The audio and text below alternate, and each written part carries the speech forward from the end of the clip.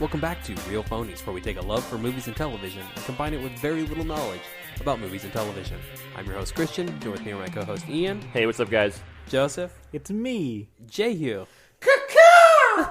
Back again to bring you the latest ongoings in Hollywood, Ian. I like that Superman caca with your Superman color appropriate. Yeah. You know, even though I've settled on caca as my catchphrase, that's what I'm going with. I'm still thinking of ones. So if any of you all would like to use "Let's get phony" in Axl Rose voice, that's free. No I appreciate charge. it. Your little nuggets from Hurt. I like it. TM. So yeah, some news that we got. The first thing is Curb Your Enthusiasm. Guess it's coming back on HBO. As you put on our Facebook page, I didn't even know the show was still going. Well, it left for a long time, and then it came back last year, I think, and now they're just going to keep doing it, I guess. I mean, Larry David fucking around for a half an hour. There's worse things on TV. See, I wasn't sure if Entourage gets the worst rap for being like the most of its time that's aged really poorly. But is Curb Your Enthusiasm the second most that way, where it's just Larry David bitching about shit that annoys him, that that seems way more privileged and bullshitty now? I'd say I don't know.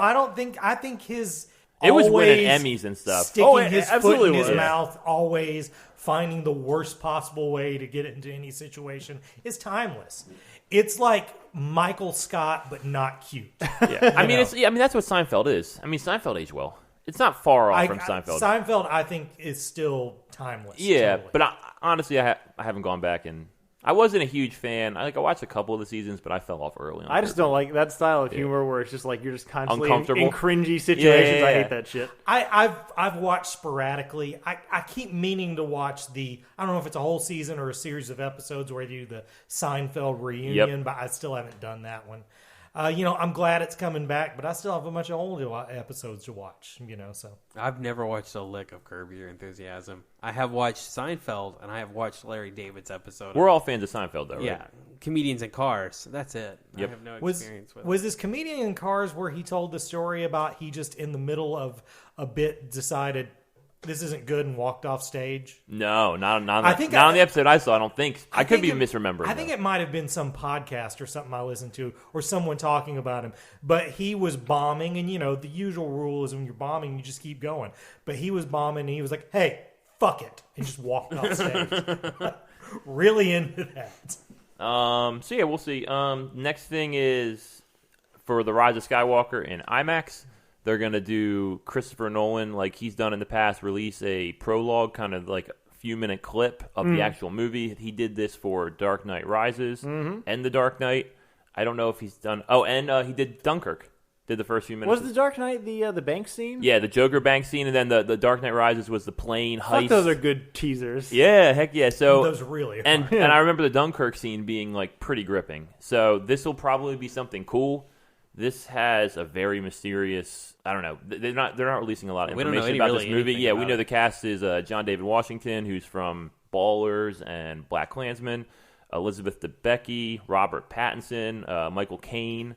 So it's got a good cast. It sounds to me Probably like Cillian Murphy. I don't think he's been, but he's most likely he's got to be in there somewhere. it sounds like it's kind of more like Inception, I think, kind of like trending into sci-fi heist kind of stuff. Looks like it has something to do with time travel. He released a short teaser in front of Hobbs vs. Shaw, which I saw, but it told you nothing.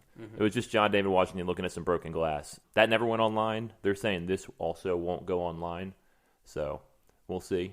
But I'm going to watch Rise of Skywalker, so I feel like they'll have a harder time keeping Star Wars offline. yeah. Somebody will figure it out. Agreed. The next thing is Invisible Woman.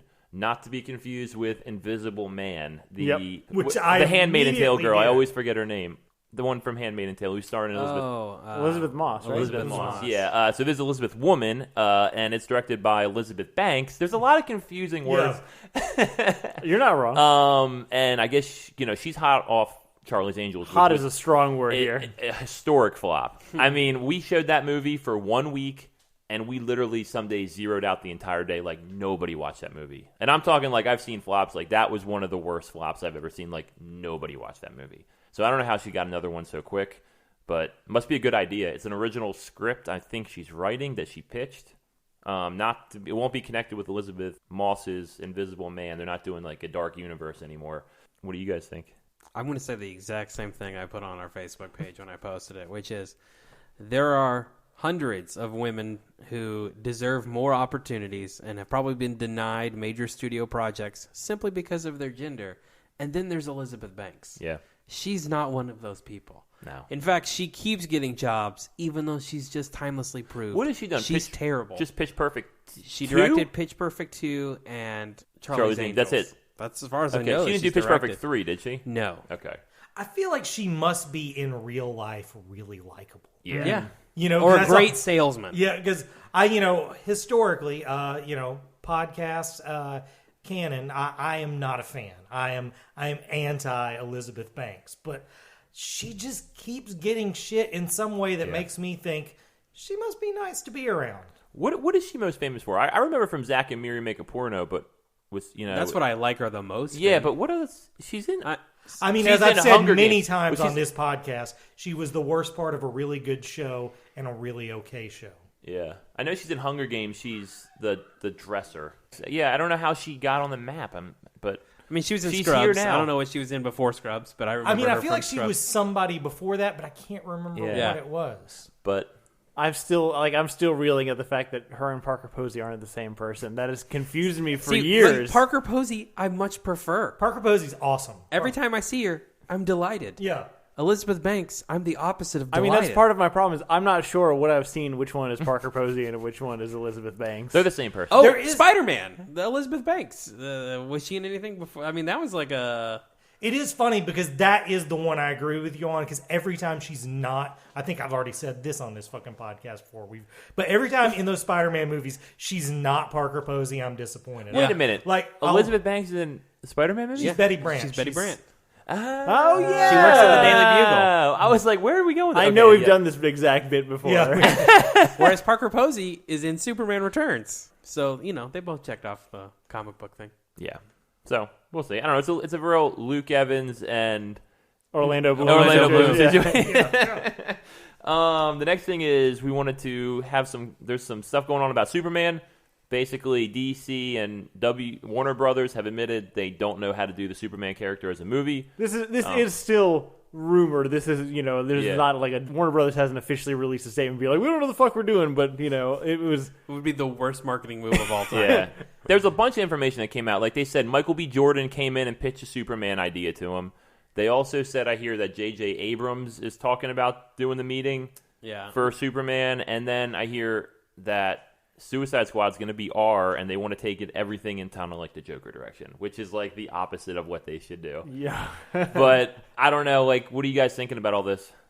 I think JJ is the right guy. I actually also agree in this case. They JJ sound like rudderless and lost, though. We can agree on that. I mean, them saying they don't know how... God, I'm just going to say all shit I've already said on this podcast during this newest episode. But them saying they don't know how to make Superman relevant right now is fucking stupid. He's an illegal immigrant who's also a reporter whose arch nemesis is a billionaire industrialist. Who's been fucking president? How do you not make that fucking relevant? Well, probably because the studio heads all probably donated to Donald Trump's campaign. That's probably true. But it just seems so easy to make. I mean, it seems like the easiest time ever to make Superman fucking relevant. Yeah, agreed there. We could have literally made that Adam Driver movie that came out last week a Superman movie. Oh, the report? Yeah. I do think that if you cast Michael B. Jordan as Superman, you would get the same exact gross for like black. Like you get that response. Like it would drive. Everyone loves Michael B. Jordan. That's what I mean. But you would get. Everyone. He himself has 4-quadrant appeal. Yeah, that's what I mean. The main problem I have with Michael B. Jordan as it, besides again a thing I've already said on this podcast, that black folks don't need the lesson of Superman, white folks need the lesson of Superman. Yeah, but.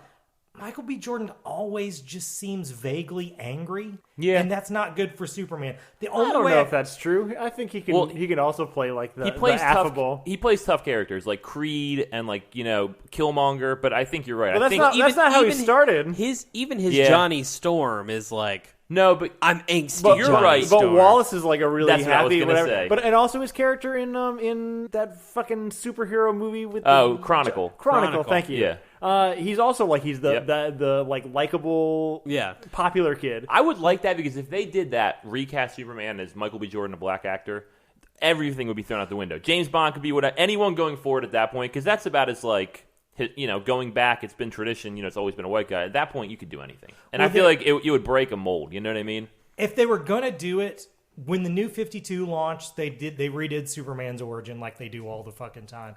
But they did it specifically set in a time before he had learned how to fly. And he was essentially a social justice warrior. He was fighting crooked politicians, slumlords, shit like that. And he had kind of a pissed off vibe. Most of the New 52 Superman is awful, but that origin story is pretty fucking good by Grant Morrison and Rags Morales. So they did that. That was cool.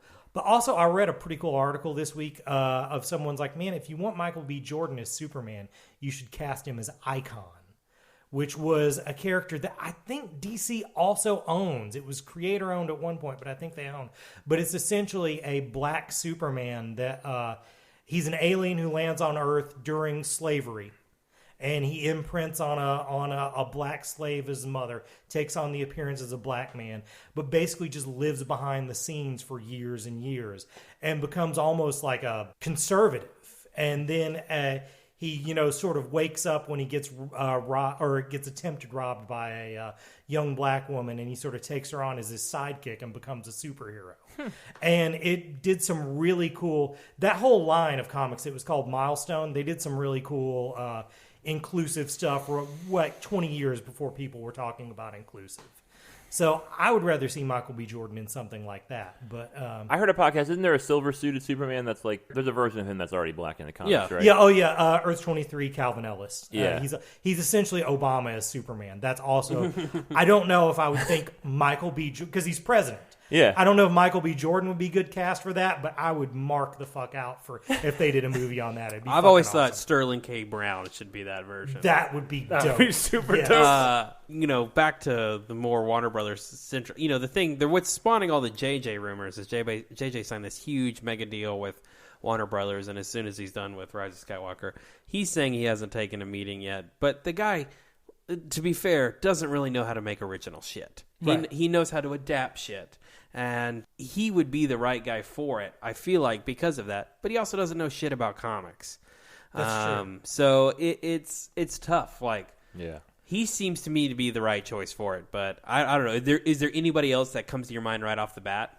I mean, if you asked me who, I would say him. Although I do remember he got a bat at Superman once before? Yes. And his Flyby? Superman Fly? Yeah, I think he wrote that. That's exactly, because I heard a podcast I'm talking about it. That's what they said it was. Part of his take was going to be that Lex Luthor was going to be from Krypton too, and that's fucking stupid. Yeah. But, again, misses the point of what exactly makes Superman relevant right now.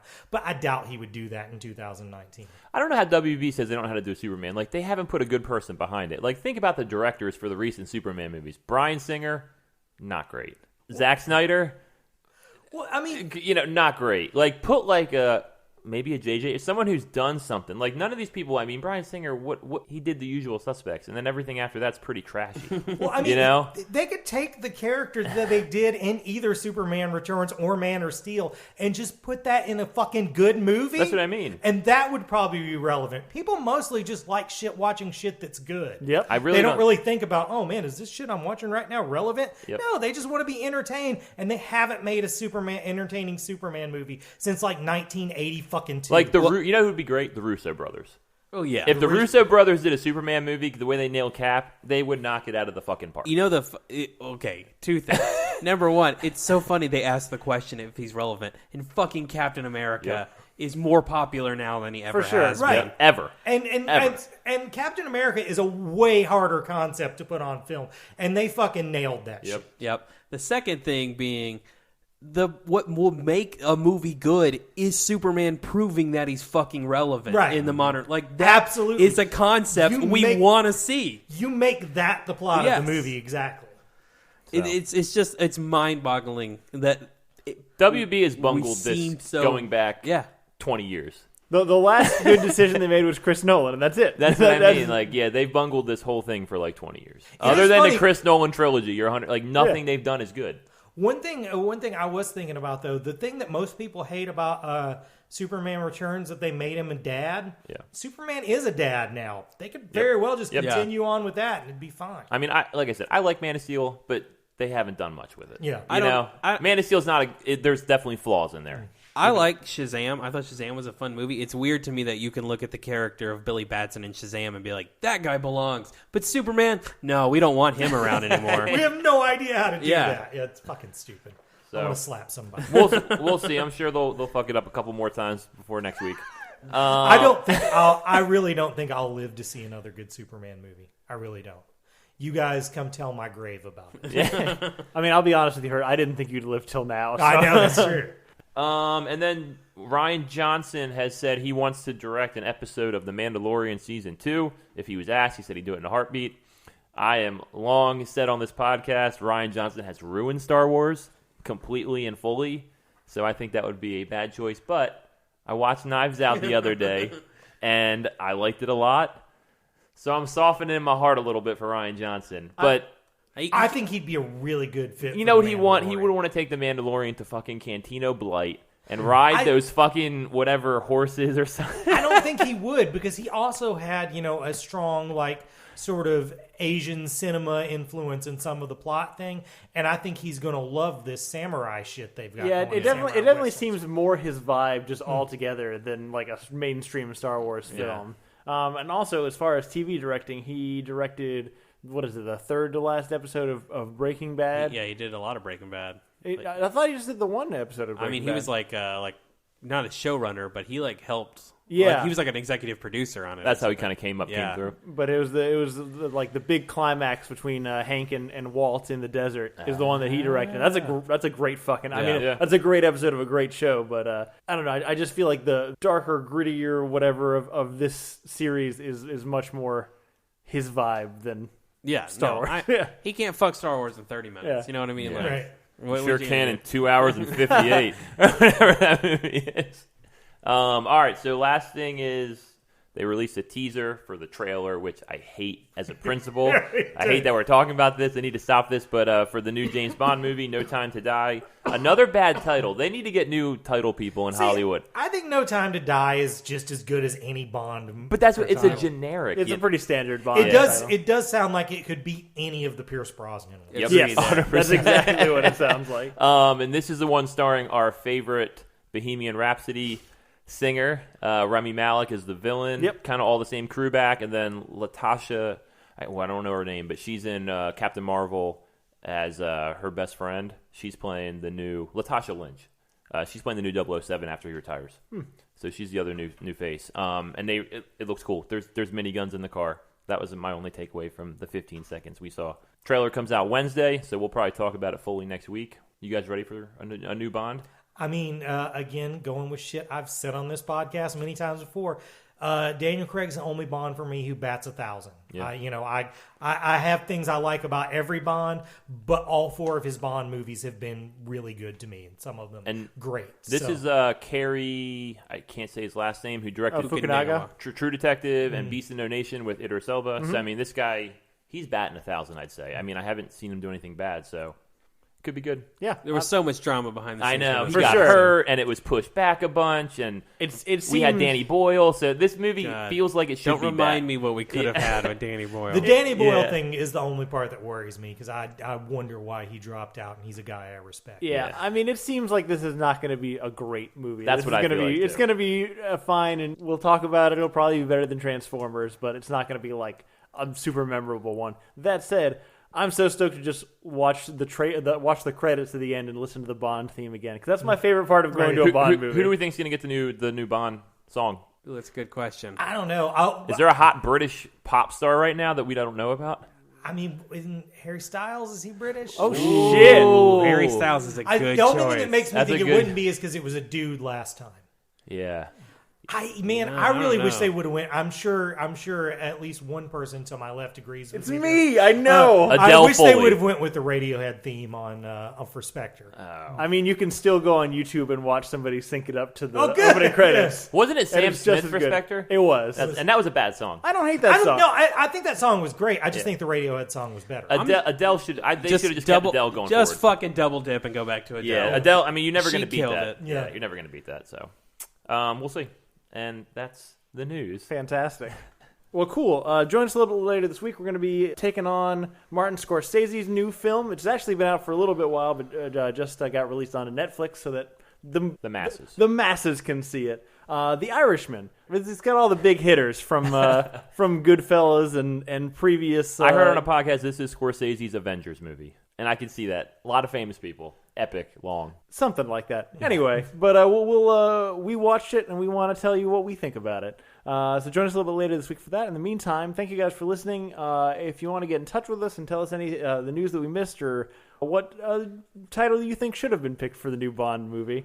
Or who should be the theme song singer. Or that. You can reach us at realphonies@gmail.com. You can also follow us on Facebook and Twitter at RealPhonies, that's right. At RealPhonies, and on Instagram at Real_Phonies. Thanks to Zach Evans for art and Brian Velasquez for our theme. We'll see you guys later.